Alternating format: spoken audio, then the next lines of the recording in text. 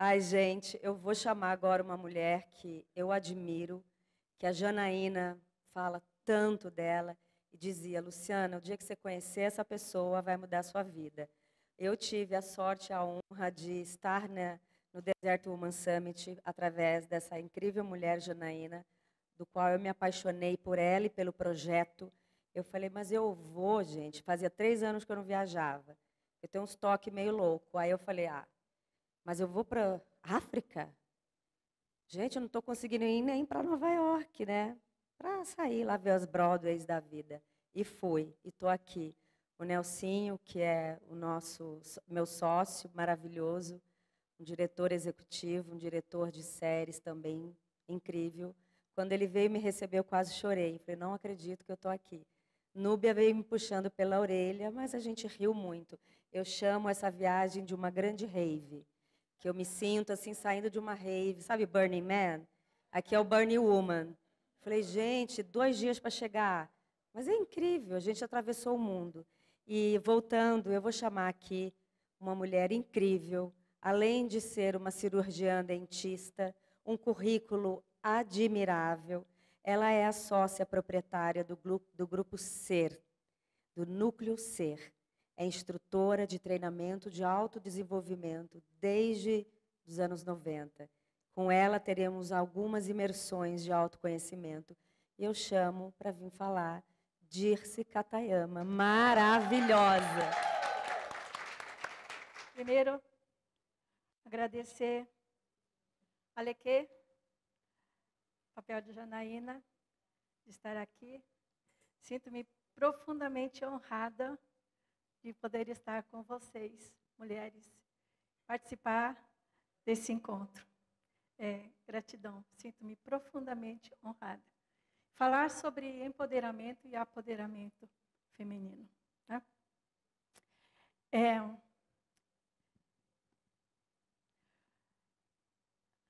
Quando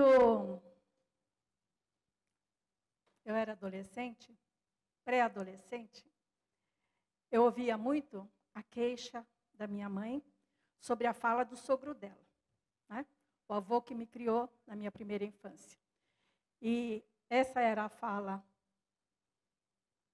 da qual a minha mãe se queixava. Que meu avô vivia dizendo assim, mulher, se olhar o mundo pela janela do banheiro, já está bom demais. Eu não tinha ideia o quanto essa fala ficou internalizada dentro de mim. E quando algumas coisas internalizam dentro de nós, elas se tornam crenças. Né? Uma crença pode ser formada a partir de um evento traumático único. O nascimento é um deles, né? E a gente pode criar crenças muito negativas a respeito desse evento traumático.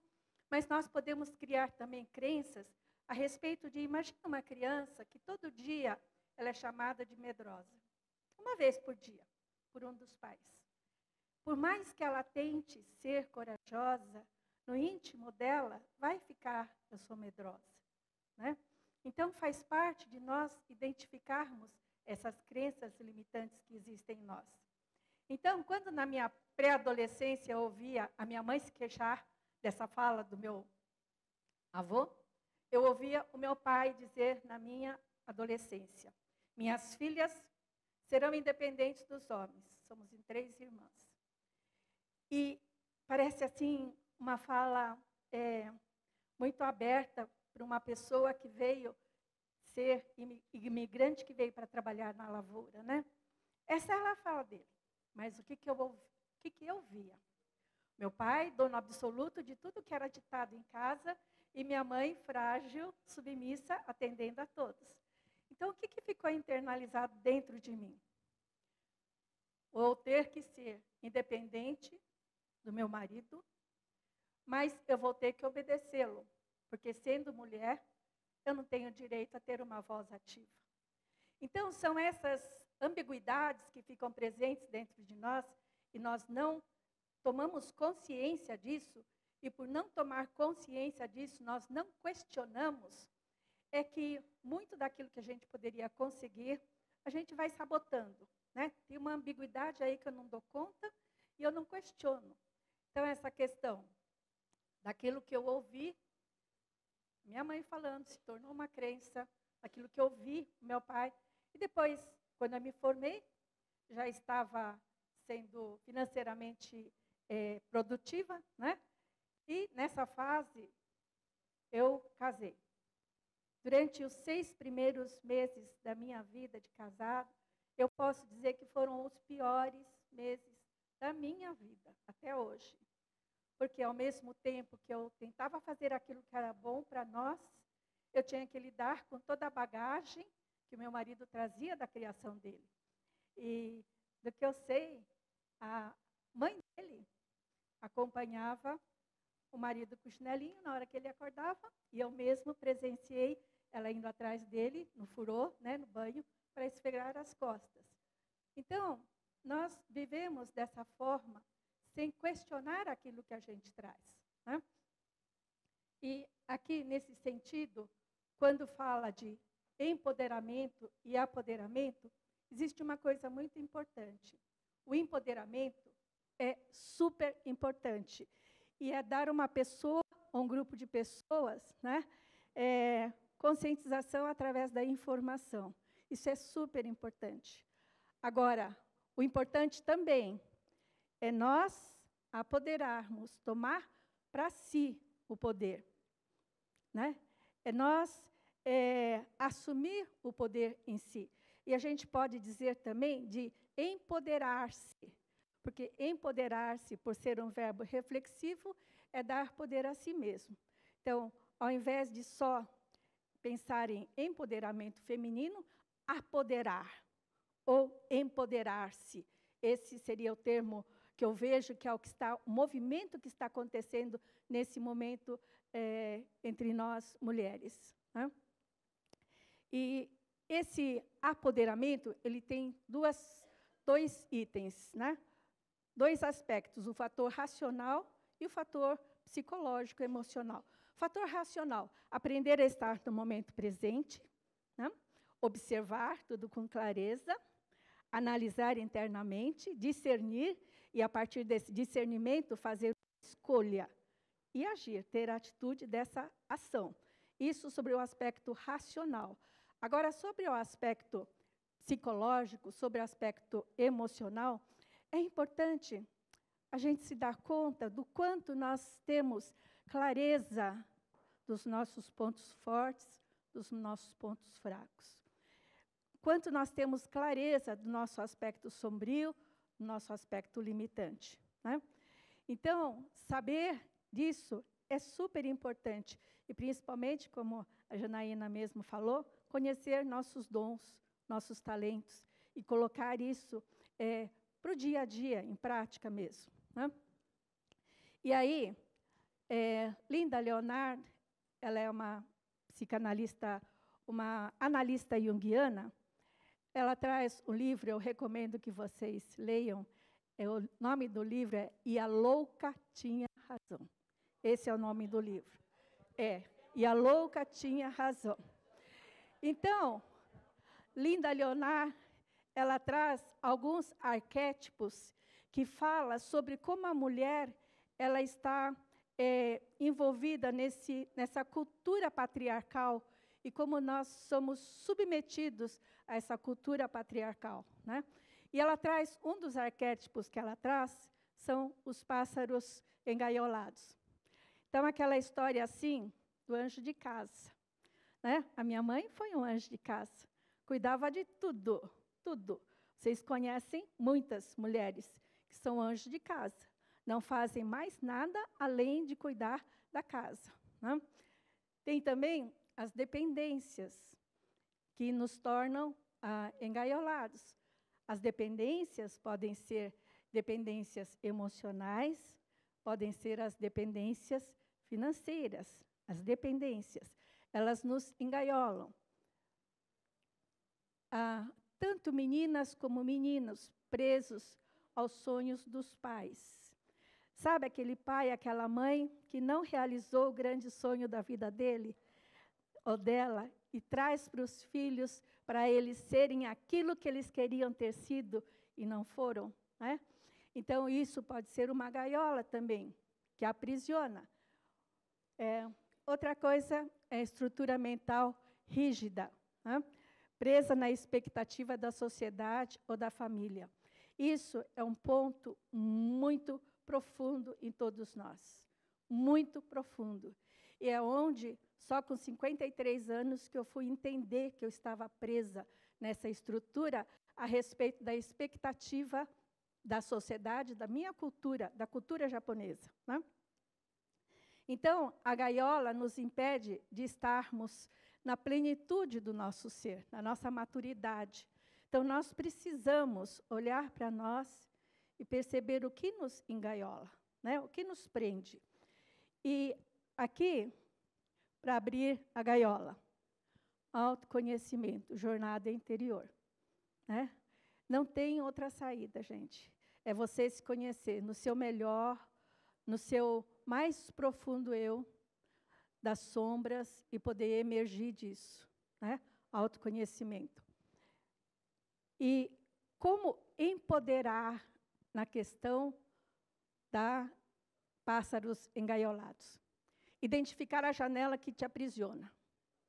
Qual é a janela que te aprisiona? Eu dei alguns exemplos, mas tem outras janelas também.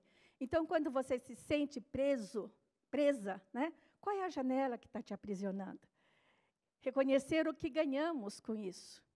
Porque muitas vezes nós temos um ganho em ficarmos aprisionados. Muitas vezes nós não queremos ser proativas. Muitas vezes nós não sentimos capazes de pôr a nossa opinião, de ser, ficar à frente. Então, o que aprisiona? Deixar morrer uma identidade antiga. Toda vez que nós quisermos mudar algo em nós, nós precisamos deixar uma parte nossa morrer, né?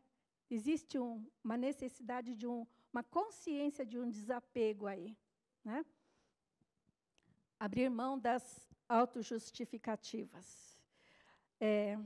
Justificativas só servem para justificar as nossas incompetências, não é mesmo? Então, abrir mão das autojustificativas. A terapia pode ser uma grande aliada, tá? Já faz muito tempo que nós não olhamos mais para a terapia como coisa de doido, não é mesmo? Ok? Né? Então, é um processo de autoconhecimento, é um processo de crescimento pessoal, né? E não existe só a terapia tradicional, existem tantas formas de mentoria, né? E aqui, como empoderar-se? Muitas vezes, quando nós estamos insatisfeitos com algo, vai surgindo uma insatisfação, né? Vai surgindo uma raiva. Isso acontece só comigo, será? Não, né? Nós temos fases de sentirmos muita insatisfação. E junto com essa insatisfação vem muita raiva, que nós não conseguimos expressar, nós retemos essa raiva. Ou, muitas vezes, por não saber que faz parte de um processo, nós pegamos essa raiva e disparamos contra os filhos, contra os amigos. Então, é muito importante perceber esse período onde a gente vai ficando insatisfeito, tá? Mais para frente eu entro sobre isso. Porque a raiva vai fazer com que eu movimente aonde eu estou para ir para um lugar melhor, né? Linda Leonard também traz aqui. Eu tenho uma conhecida por volta dos 50 anos, há 9 meses atrás, ela resolveu separar do marido. Eles têm uma empresa juntos. Por que ela resolveu separar do marido? Porque ela não aguentava mais os gritos dele. Principalmente quando ela tentava ajudar alguém dentro da empresa. O marido dela gritava com ela, gritava muito. E ela estava assim, não tolerando mais aquilo. Mas na cabeça dela, bom, a família dele, todo mundo fala muito alto, todo mundo grita, deve ser parte da cultura dele. Mas, internamente, aquilo estava incomodando ela. Ela entrou no processo de terapia e ela descobriu que, na adolescência dela, teve um adulto que gritava muito dela e não a respeitava. Então, ela entendeu o quê? Que toda vez que ela ouvia aquele nível de grito, ela se sentia desrespeitada. Quando ela entendeu isso, ela resolveu dar para ela a oportunidade de refazer o casamento. Não, aqui eu estou entendendo uma outra coisa que é minha. É minha isso. Então, eu vou dar a oportunidade de refazer o casamento. Está aprendendo a dizer não, né? Está aprendendo coisas simples, que ela está percebendo que está fazendo a mudança. E depois, num outro momento, ela entendeu também que toda vez que ela ajudava alguém da empresa, o marido dela gritava pelo motivo de quando o marido era pequeno, a mãe ia trabalhar, quem cuidava era a avó. E a mãe mandava todo o dinheiro para a avó. Só que a avó tinha um filho da mesma idade que ele. Então, ele tinha um tio da mesma idade. E a avó usava o dinheiro para o filho, não para o neto. Então, toda vez que alguém ajudava, né, outra pessoa, esse marido ficava furioso, porque isso é da história dele. E isso ele é que vai ter que ver. Mas ela entendeu o sentido do porquê ele gritava tanto toda vez que ela ajudava ele, né? Então, ela está deixando de ser aquele pássaro engaiolado. Ela resolveu olhar para si mesmo, resolveu olhar para o outro também, e ela está refazendo essa relação muito antiga, e eles têm uma empresa juntos, né? Então, é muito importante a gente perceber aonde a gente se mantém engaiolada, né? Linda, Leonard traz um outro arquétipo também, tá? Esse arquétipo é o arquétipo da musa. As musas são muito atraentes. As musas geralmente são pessoas alegres, tá? As musas são pessoas que fazem tudo com muito amor. Elas são misteriosas, espirituais, né? As musas, quando elas percebem um homem que tem um valor, ela incentiva esse homem. Ela faz tudo em função do sucesso desse homem. Ela se desdobra para fazer esse homem crescer. Essa é a musa. Por outro lado, elas são como camaleões. As musas, elas fazem com que elas sejam a pessoa que o homem quer que ela seja. Então, ela busca fazer todos os desejos do homem. Então, ela não vive em função dela, ela vive em função do desejo que o outro quer que ela seja. Por causa disso, elas sacrificam as suas vidas criativas. Elas apoiam a criatividade do outro, né? Mas elas mesmo não dão abertura para a própria criatividade, porque elas vivem em função do outro. Inspiram os outros à custa de si mesmo.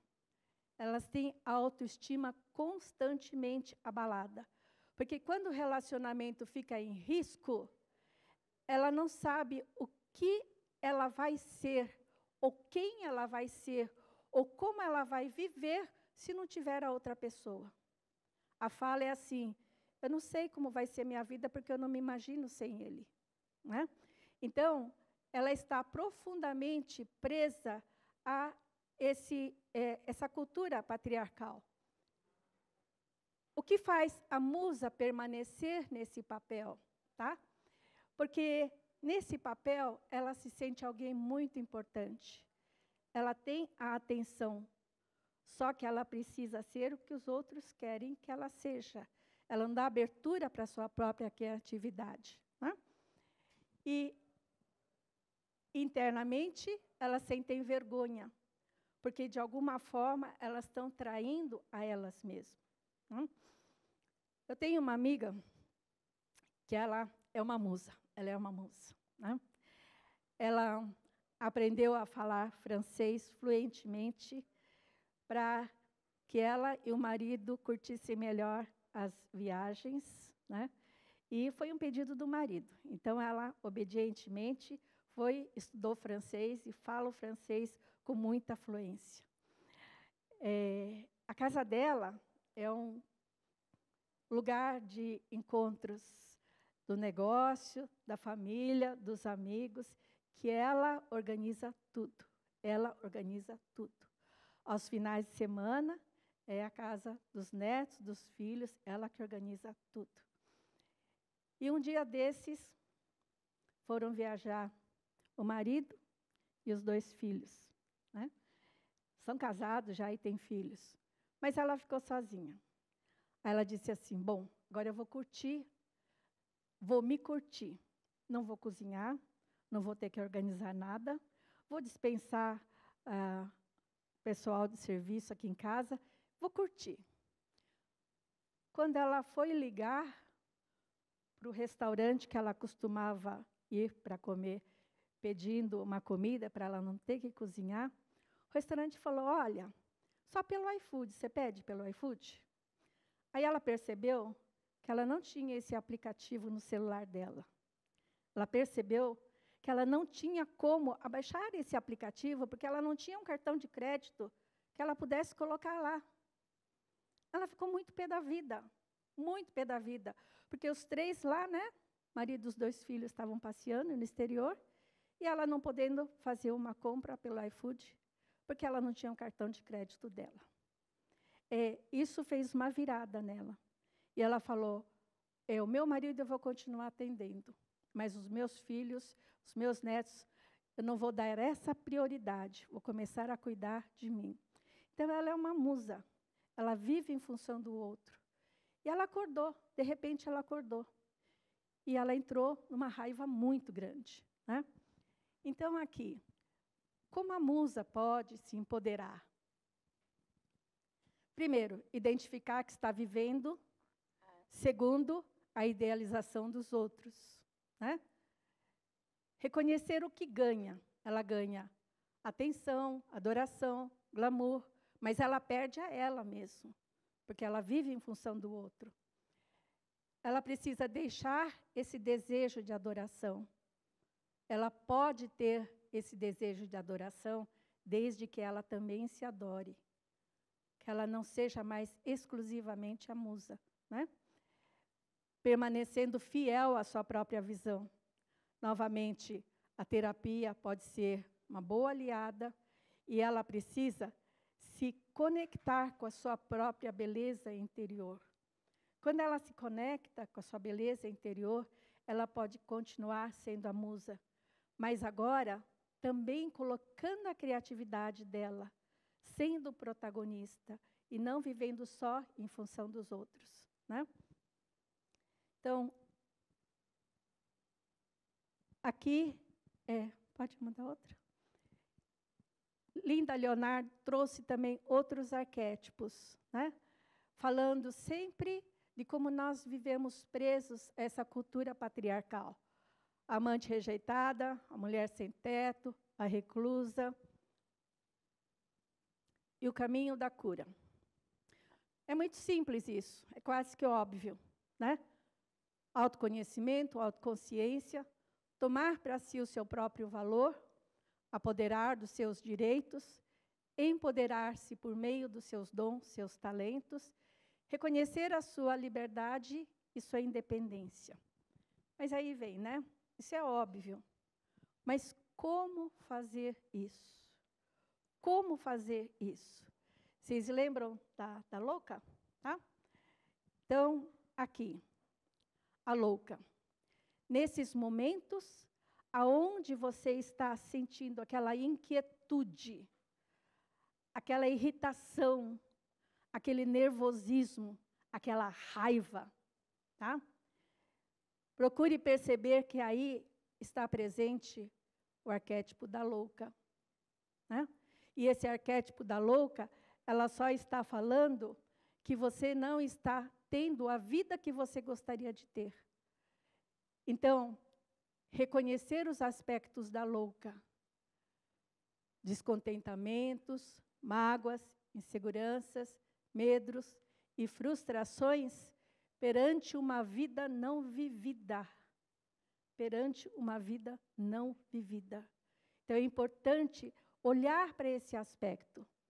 E é mais importante ainda, porque esse aspecto da louca, que todos nós, eu acredito que algum dia já entramos nesse lugar de sentir que se não gritar, sentir que se não falar, sentir que se não se expressar, não importa de que forma for, dá uma sensação que a gente vai morrer, ou que a gente vai enlouquecer, né? Então, quando a gente sente isso, entenda que é uma necessidade interna, falando de uma outra forma, né? E quando eu entendo que é esse arquétipo da louca que está se revelando a partir de mim, eu preciso prestar atenção a duas coisas, tá? Esse aspecto da louca, ele tem um aspecto destrutivo. Muitas vezes, nós ficamos presos no ressentimento, na mágoa, na raiva voltada contra si mesmo, né? No egocentrismo. Então, esse aspecto destrutivo da louca, ele pode nos paralisar e não fazer a gente evoluir, crescer. Mas, por outro lado, o aspecto da louca tem um lado muito criativo também, né? E esse lado criativo, ele gera os insights, as inspirações, a nutrição divina. Então, quando você entrar nesse aspecto da louca, reconheça qual é a minha insatisfação, né? Faça um diálogo com você mesmo. Descobrir quais são as frustrações que carregamos. Conversa com você mesmo. E muitas vezes, nessa conversa, talvez você precise de uma ajuda externa, tá? Novamente aí vem para um trabalho de alguém, uma terapia, um psicólogo, um psiquiatra, tá? Muitas vezes, por quê? Porque esse aspecto da louca, ele atinge uma gama muito grande de estados internos. Confusão, impulsividade, tá? Paixão, entusiasmo, êxtase divino, despertar espiritual. Então, quando estamos na confusão, quando estamos na impulsividade, talvez nós precisemos de uma ajuda externa diferente, né? E aí, aonde muitos casos, onde você precisa realmente de um psiquiatra, né? Para mim. E aqui, cada mulher tem que passar seu próprio modo, por sua própria metamorfose, por sua própria loucura. Isso inclui muito olhar para dentro, perseverança, compromisso consigo mesmo. E eu digo que é um trabalho de vida, trabalho de vida. Então, o que eu quero trazer para vocês? Esse aspecto da louca. É o aspecto criativo dentro de nós, que só está nos sinalizando que eu não estou feliz com a minha vida e que deve existir algo além do que aquilo que eu estou vivendo. Como nós podemos fazer amizade com a louca? Aprender a dialogar sobre você, como você se sente, suas necessidades, tá? Aí é onde uma ajuda externa vai ajudar muito. Perguntar para a louca, para nós mesmos, o que realmente eu quero, o que realmente eu desejo, o que o meu ser realmente quer para poder se expressar na sua inteireza, né? Dar mais atenção aos nossos sonhos. Muitas vezes, quando o foco é muito para fora, nós não olhamos para os nossos sonhos. E isso faz com que a nossa vida fique sem significado, sem sentido. Então, precisamos olhar mais para os nossos sonhos, né? Muitas vezes, nós valorizamos mais os sonhos do outro do que os nossos próprios. E quando você estiver dizendo para você mesmo, a vida não deve ser só isso, é porque você já está entrando numa outra necessidade interna, tá? É ir além do ego. É ir aí para um lugar mais espiritualizado, onde você pode cooperar, contribuir, multiplicar, harmonizar, ensinar.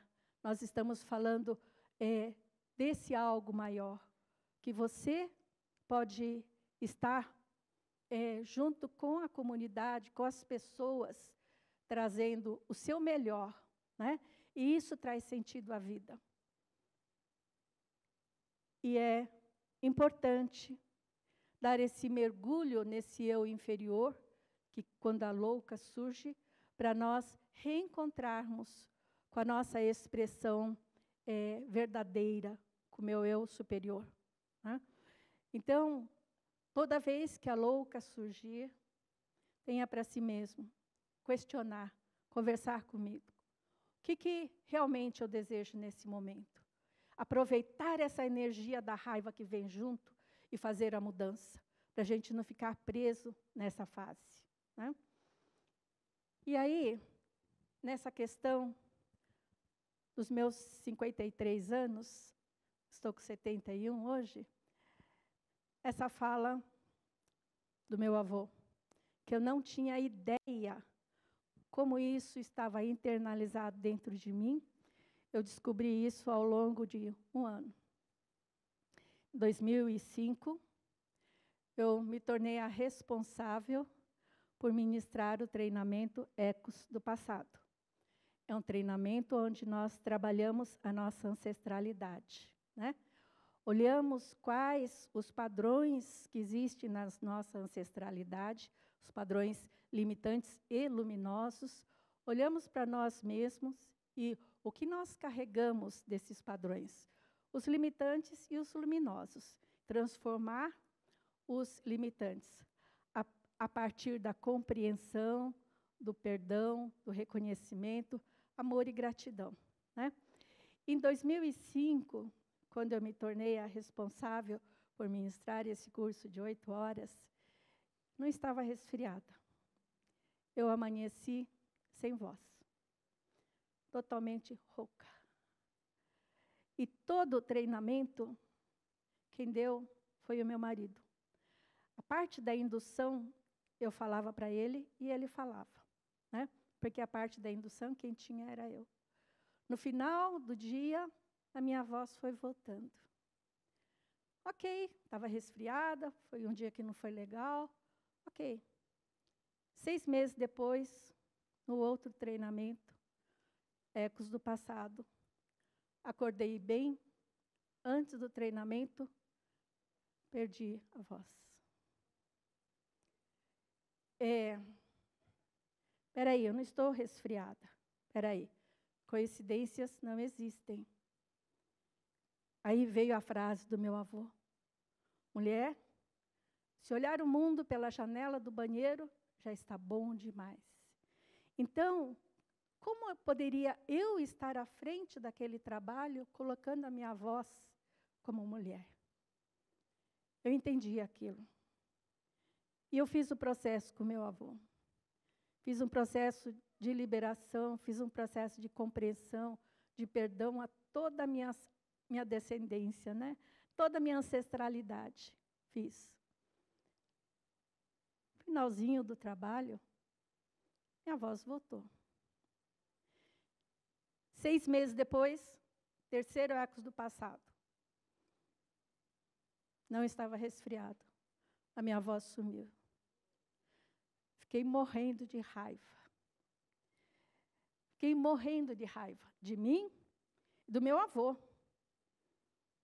Aí me veio, espera aí. Eu trabalhei o meu avô. Eu o perdoei, eu o reconheci e eu o compreendi. Mas eu não fiz isso comigo. Porque esse é o processo que a gente deve fazer. É dar para os nossos ancestrais e dar para nós mesmos, porque nós trazemos o padrão.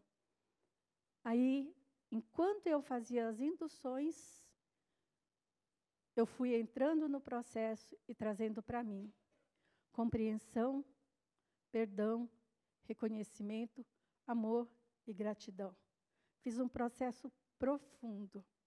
E como esse era o meu avô que me criou na primeira infância, eu tinha muito carinho por ele. E eu não poderia imaginar jamais que isso estava presente dentro de mim, tão cristalizado. Depois que eu fiz isso, a minha voz retornou, no período da manhã ainda. E no período da tarde, eu pude expressar a minha voz. Pude agradecer todos os meus ancestrais. Pude reconhecer em mim ser esse canal de mudança, né? Então, no terceiro treinamento, eu me empoderei. Eu me apropriei das qualidades que eu tenho. Então, esse é o nosso trabalho, porque a humanidade precisa. E esse movimento das mulheres, isso é secular, secular. Mas nós estamos numa fase muito rica de podermos colocar a nossa voz, né, no mundo. Então, esse trabalho, mulheres, toda vez que estamos fazendo a nossa parte, quando agimos e sentimos como iguais perante os olhos de toda a humanidade, nós estamos fazendo a mudança também do lugar da mulher perante a sociedade. Então, empoderem-se, apoderem-se. E eu sei que esses dias aqui em Marrocos vai ser muito de retomar essa força interna, de reconhecer essa força interna.